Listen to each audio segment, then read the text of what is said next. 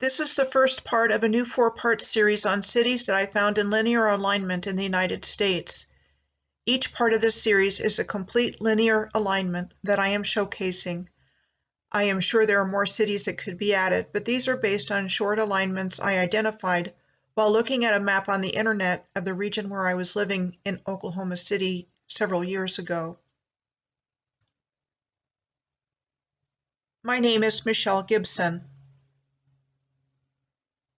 I found these alignments not long after I found the North American star tetrahedron in 2016, when I noticed major cities lining up in lines, and all of my research is based on this original finding.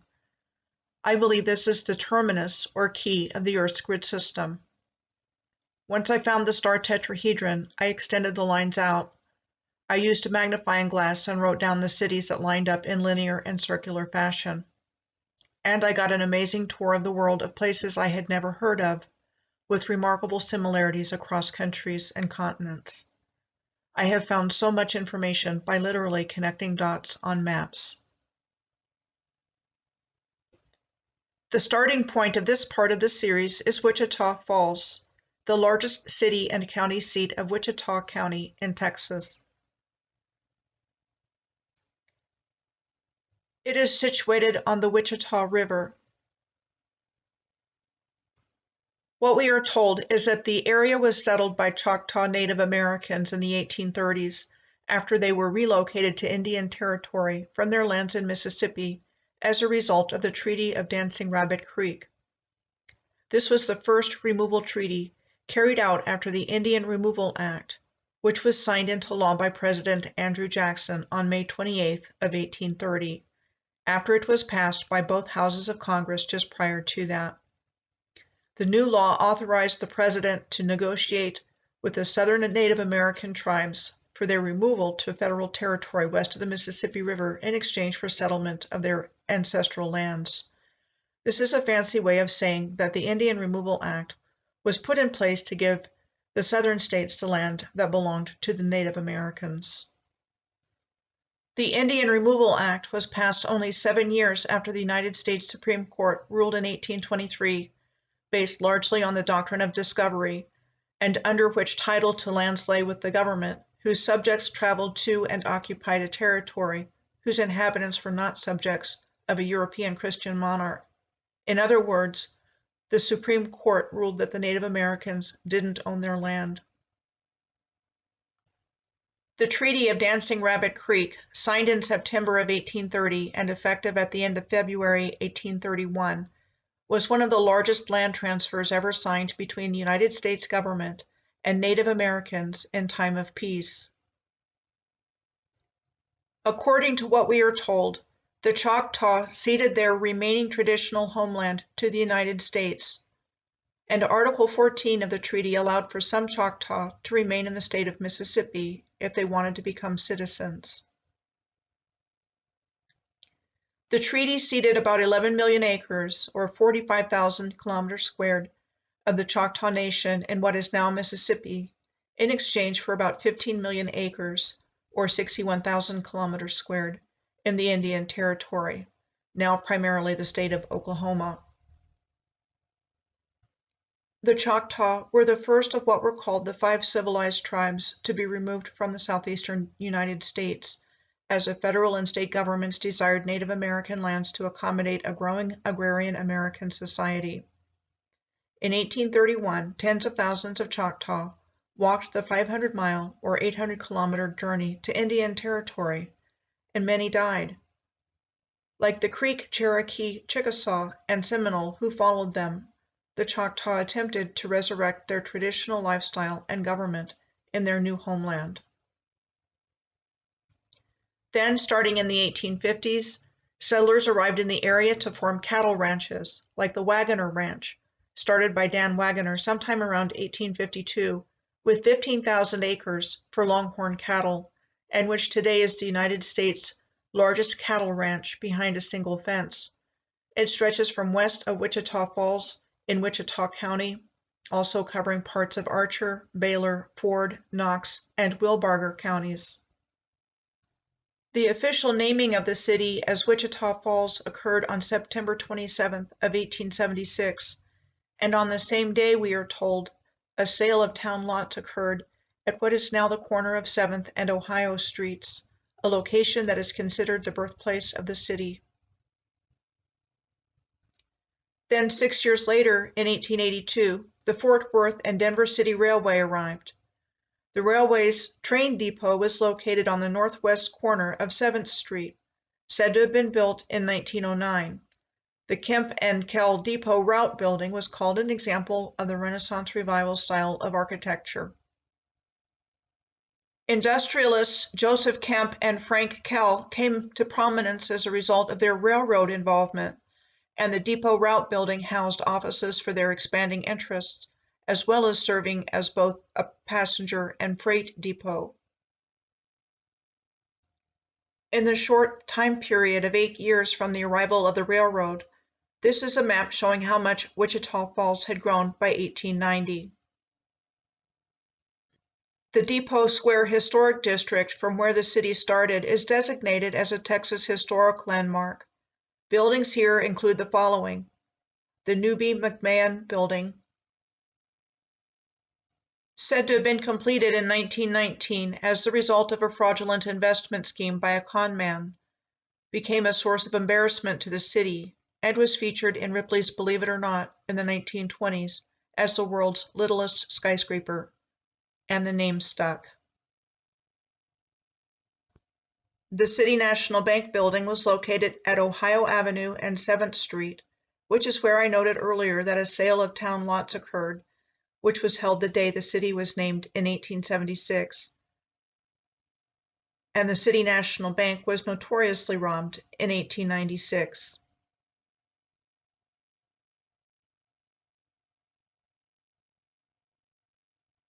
The Union Passenger Station on the northwest corner of 8th and Ohio Streets in the Depot Square Historic District was said to have been built in 1910 and abandoned and demolished shortly after the last passenger train came through Wichita Falls in 1967.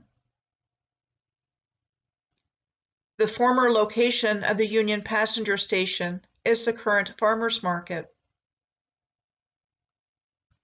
At the peak of the railroad passenger era, during the Burke-Burnett, Texas oil boom of 1918, more than 30 trains boarded and deboarded daily. We are told that a flood in 1886 destroyed the original Wichita Falls for which the city was named, and that 100 years later the city built a 54-foot or 16-meter high multi-cascade artificial waterfall at a bend in the Wichita River where Lucy Park is today, to replace the original 5-foot or 1.5-meter high waterfall that was destroyed in 1886. The falls are visible from I-44. Lake Wichita is described as a man-made reservoir that was said to have been completed through the efforts of Joseph Kemp, who, when unable to finance the construction of it as a bond issue, we are told, found a business partner in Galveston to privately finance the construction of the dam and reservoir with the establishment of the Lake Wichita Irrigation and Water Company. It was completed in 1901 at a cost of $175,000 and nicknamed the Gem of North Texas. Lake Wichita had a recreational area that included a 3-story colonnaded pavilion, and we are told that by 1909, Lake Wichita was connected by an electric trolley line to the city of Wichita Falls. The Lakeside Hotel at Lake Wichita was said to have burned down in 1918, and the colonnaded pavilion was razed to the ground in 1955, we are told, after visitors were said to have lost interest over time in Lake Wichita as a resort. The Memorial Auditorium in Wichita Falls, located on 7th Street, just west of Wichita Falls downtown district, was said to have been built in 1927 in the hopes of attracting conventions and major entertainers. We are told that it was modeled after the Fair Park Music Hall in Dallas, which was said to have opened in 1925 with Spanish Baroque and Moorish architectural influences. Midwestern State University has its original campus in Wichita Falls. It was founded in 1922 as Wichita Falls Junior College and renamed Hardin Junior College in 1937 in honor of Mr. and Mrs. John G. Hardin, local business people who had donated $400,000 to the college. They got wealthy after oil was discovered on their land in nearby Burke-Burnett, Texas, which had an oil boom starting in 1918. This is the Hardin Administrative Building on campus, said to have been completed around 1937, with a bell tower shown on the right. Here is a comparison of the front of the Hardin Administrative Building in Wichita Falls, Texas, on the left, with the front of the Natural History Museum in Milan, Italy, on the right. The Hardin Administration Building pictured here in the middle also shares design features with buildings in diverse places, like on Wrangell Island and the East Siberian Sea on the top left, Trenton, New Jersey on the top right, the Dalian Castle in Dalian, China on the bottom left, and Neuschwanstein Castle in Bavaria, Germany on the bottom right. One last thing I would like to mention before I move on from Wichita Falls is that I think it is interesting to note that it is the home of the United States Air Force's largest technical training wing and the Euro-NATO Joint Force Jet Pilot Training Program at Shepherd Air Force Base, and the world's only multinationally staffed and managed flying training program, chartered to produce combat pilots for both the USAF and NATO. The next place I'm going to be taking a look at in this particular linear alignment is Ponca City, the largest city in Kay County in north-central Oklahoma, close to the state's border with Kansas. Ponca City was established in 1893 after the Cherokee Outlet was opened for European American settlement during the Cherokee Strip land run, which was the largest land run in United States history. The Cherokee Outlet was part of the lands the Cherokee Nation had acquired after resettlement to lands in present-day Oklahoma. As part of the 1835 Treaty of New Echota, the Treaty of New Echota was signed on December 29th of 1835 by officials of the United States government and a minority Cherokee political faction known as the Treaty Party. Although the Treaty of New Echota was not approved by the Cherokee National Council or signed by the principal chief John Ross, it established the terms under which the entire Cherokee Nation ceded its territory in the southeast and agreed to move west to the Indian Territory.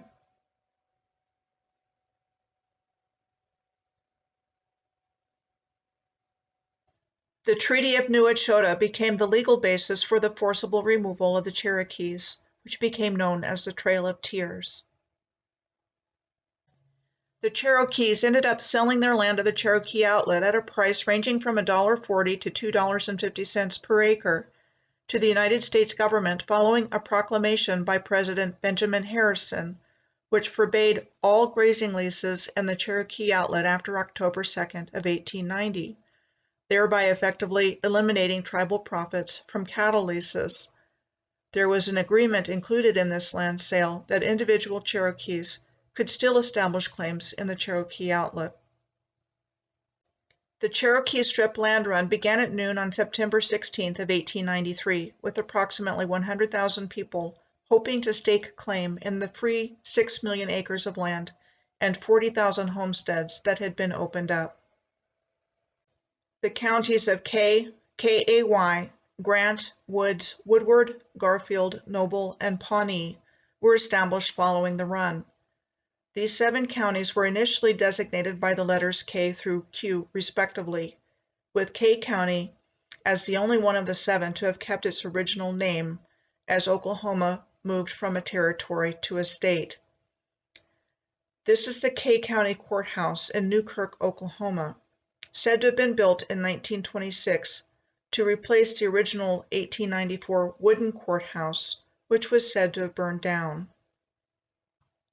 Here is an historic 1910 photo of a building in Newkirk on Main Street, which housed the National Bank, as well as a drugstore. Back to Ponca City, the largest city in Kay County and named after the Ponca tribe. The city was created as New Ponca in 1893 after the Cherokee Strip land run, said to have been selected for its location near the Arkansas River, a nearby freshwater spring, and access to the railroad. Ponca City was named after the Ponca tribe of Oklahoma. Approximately 700 members of the Ponca tribe of Nebraska had been made to forcibly relocate to a reservation in this part of northern Oklahoma from their traditional lands in Nebraska between 1877 and 1880, and of that number, 158 died in Oklahoma within a 2-year period. The credit for the founding of the city goes to Burton S. Barnes, a furniture manufacturer who sold his plant in Michigan to seek his fortune in the land being opened up in the Cherokee Strip. We are told that he organized the Ponca Town Site Company, through which he sold town lots that he had surveyed for $2 each. Then the new owners of the lots were determined by a drawing, after which Burton Barnes was elected the first mayor of Ponca City. This signage of him in the city's history is located in front of the City Hall and Civic Center of Ponca City. Called one of the most beautiful city halls in the United States, it was said to have been designed by Solomon Andrew Layton and built as an auditorium in 1916, which would have been during the First World War, and then the east and west wings were added in 1922. Solomon Andrew Layton, we are told, was one of the main architects of the Oklahoma State Capitol building, with construction dates given between 1914 and 1917, which also would have been during World War I. Ponca City's economy and history has been predominantly influenced by the petroleum industry. E.W. Marland was a lawyer and oilman who moved to Ponca City in 1908 from Pennsylvania, at which time he founded the 101 Ranch Oil Company when he entered into a leasing arrangement with the Miller Brothers 101 Ranch in Ponca City. The Miller Brothers 101 Ranch was a 100,000-acre or 45,000-hectare cattle ranch founded in 1893 by Colonel George Washington Miller, a Confederate Army veteran. In addition to being a focal point of the oil rush in northeastern Oklahoma, it was the birthplace of the Miller Brothers 101 Ranch Wild West show, which went national in 1907 at the Tercentennial Jamestown Exposition in Hampton Roads in Norfolk, Virginia, which commemorated the 300th anniversary of the founding of the Jamestown Colony, the first permanent English settlement in what became the United States. Then in 1917, E.W. Marland founded the Marland Oil Company, which by 1920 controlled 10% of the world's oil reserves. The Ponca Nation played a major part in the development of the Marland Oil Company, leasing resource-containing portions of the tribe's allotted land to the Miller Brothers 101 Ranch and E.W. Marland for oil exploration and development. Marland Oil Company merged with Continental Oil, also known as Conoco, in 1929, after a successful takeover bid by J.P. Morgan, Jr. The company maintained its headquarters in Ponca City until 1949, when it moved to Houston, Texas. Conoco was owned by the DuPont Corporation between 1981 and 1998, and in 2002 Conoco merged with Phillips Petroleum, which had its roots in Bartlesville, Oklahoma, near Ponca City in northern Oklahoma, to become ConocoPhillips.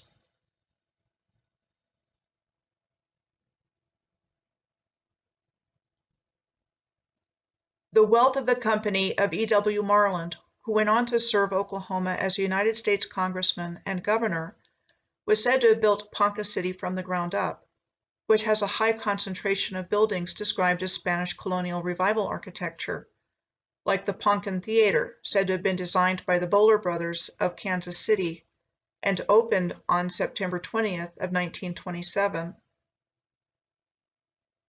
and the Marland Mansion, also known as the Palace on the Prairie, said to have been designed by Tulsa architect John Duncan Forsyth in the Mediterranean Revival style and built between 1925 and 1928. Another noteworthy place is the Wence Camp and Pool, which was donated to Ponca City by oilman Lew Wence, who was one of the 10 wealthiest men in the United States when he died in 1949. He was said to have spent hundreds of thousands of dollars constructing the camp, cabins, and pool in Romanesque Revival style for the use of the people of Ponca City. The next place I'm going to look at in this linear alignment is Emporia, Kansas. Emporia is the county seat of Lyon County and is located roughly halfway between Topeka and Wichita in the Flint Hills of Kansas. The Flint Hills are described as a region in eastern Kansas and north-central Oklahoma, named for the abundant residual flint eroded from bedrock that lies near or at the surface. And it also has the densest coverage of intact tallgrass prairie in North America. What I find interesting about the landscape of the Flint Hills is the striking similarity to what is found in the landscape of Neolithic Britain, the beginning of which is dated back to 4000 BC. And not only is the landscape between the Flint Hills and Neolithic Britain similar, on the left is Teeter Rock, said to be a monument erected for James Teeter, the landowner located near the former Teeterville and Teeter oil fields in southeast Kansas. And on the right are 4 examples of the more than 270 such structures that have been located and documented here, mostly on private property, and of which the Flint Hills region is considered to have the largest concentration of this type of construction in the world. For comparison is this standing stone and the entrance of an underground passageway to Maes Howe in the Orkney Islands off the northern coast of Scotland. The entrance is aligned to the setting sun of the winter solstice, the darkest point of winter. This is Grimes Graves in Norfolk in England, a Neolithic site that is the only flint mine that is open to the public, where visitors over 10 years of age can enter the mine to see the jet black flint. We are told it was a large Neolithic mining complex dating back to 2600 BC. Are the Flint Hills in Kansas an important yet unacknowledged Neolithic landscape? Back to Emporia. Emporia was founded in 1857 and, we are told, took its name from ancient Carthage. And Emporia was a place where the traders of one nation had reserved to their business interests within the territory of another nation, and in ancient Greek it referred to the Phoenician city-states and trade outposts of North Africa, including Carthage and Leptis Magna, as well as others in Spain, Britain, and Arabia. By December of 1860, the Missouri-Kansas-Texas Railroad had reached Emporia, setting the stage for it to become a major railroad hub. Emporia State University was established here in 1863, 2 years after Kansas became a state in 1861, and both of these years were during the American Civil War, which took place between 1861 and 1865. Emporia was chosen as the county seat of Lyon County in 1860, and this courthouse was said to have been built between 1901 and 1903 for a community at that time which was said to have a population of approximately 8,200 people. Ground level windows are noted here as possible mud flood evidence. By the early years of the 20th century, Emporia had become an important railroad center as not only the junction of the Missouri-Kansas-Texas Railroad, but also as the main line of the Atchison, Topeka, and Santa Fe Railroad. By 1910, Emporia was said to have the following: waterworks, electricity for lighting and power, police and fire departments, well-paved streets, a public library, woolen and flour mills, foundries, machine shops, carriage and wagon works, an ice plant, broom factories, a planing mill, a creamery, brick and tile works, a corrugated culvert factory, and marble works. all we are told with a population of approximately 9,058. The Emporia Public Library has been in operation since 1869 and is the oldest in the state of Kansas to remain in operation. This photograph of Commercial Street is said to date between 1910 and 1919. The historic Granada Theater in Emporia is located on Commercial Street, and, like the Ponca Theater in Ponca City, was said to have been designed in the Spanish colonial revival style by the Bowler brothers of Kansas City. It opened in 1929. It was closed in 1982 due to damage and neglect, but local preservationists saved it from demolition in 1994, and it was reopened for public use. I'm going to look at Atchison next on the alignment, the county seat of Atchison County in Kansas.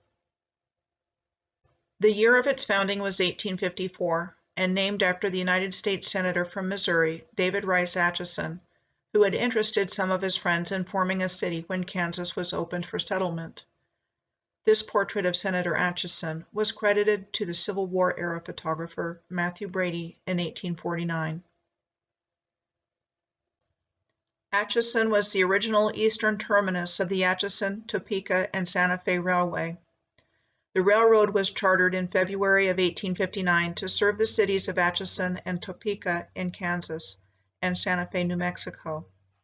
Despite being chartered to serve the city, the railroad was said to have chosen to bypass Santa Fe because of the engineering challenges of the mountainous terrain, and eventually a branch line from Lamy, New Mexico, brought the Santa Fe Railroad to its namesake city. The railroad was the subject of a popular song written by Harry Warren and Johnny Mercer for the 1946 film The Harvey Girls. The Soldiers' Orphans Home was said to have been founded in Atchison in sometime around 1887 for the nurture, education, and maintenance of indigent children of soldiers and sailors who served in the Union during the Civil War, and eventually changed to the State Orphans Home, which was in operation until 1962.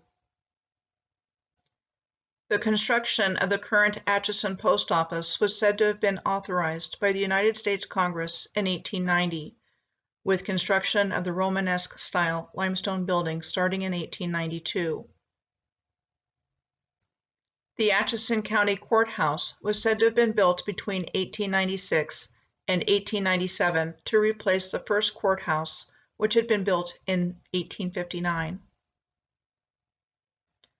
Then there is St. Benedict's Abbey in Atchison, which was established in 1857 in order to provide education for the sons of German settlers in the Kansas Territory.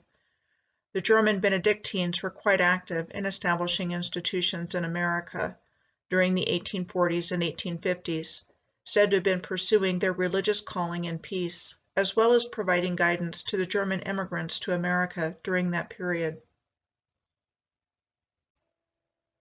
When I saw the view of Atchison, Kansas in the top left photo, I was immediately reminded of the view of the city of Santa Cruz de Tenerife on the island of Tenerife in the Canary Islands, which are located off the coast of Morocco on the bottom left.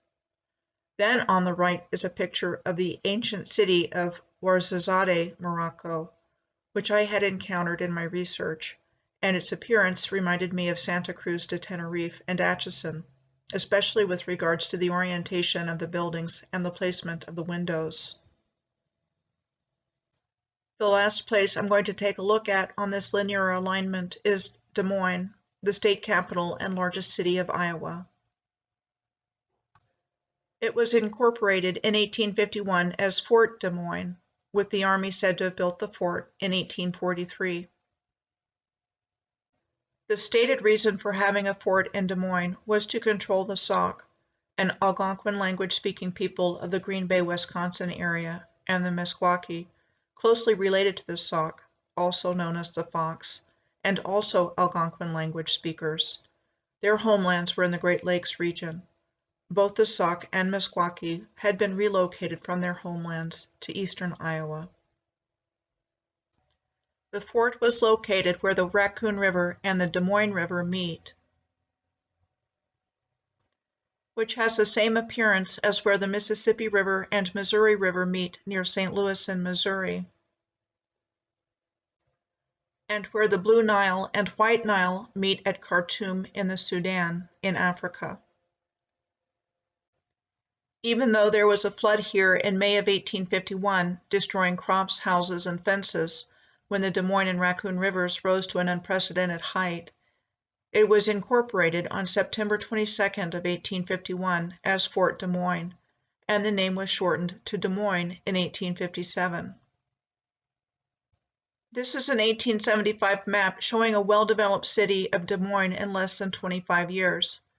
This land ownership map indicated the original landowner plot number and many times their names.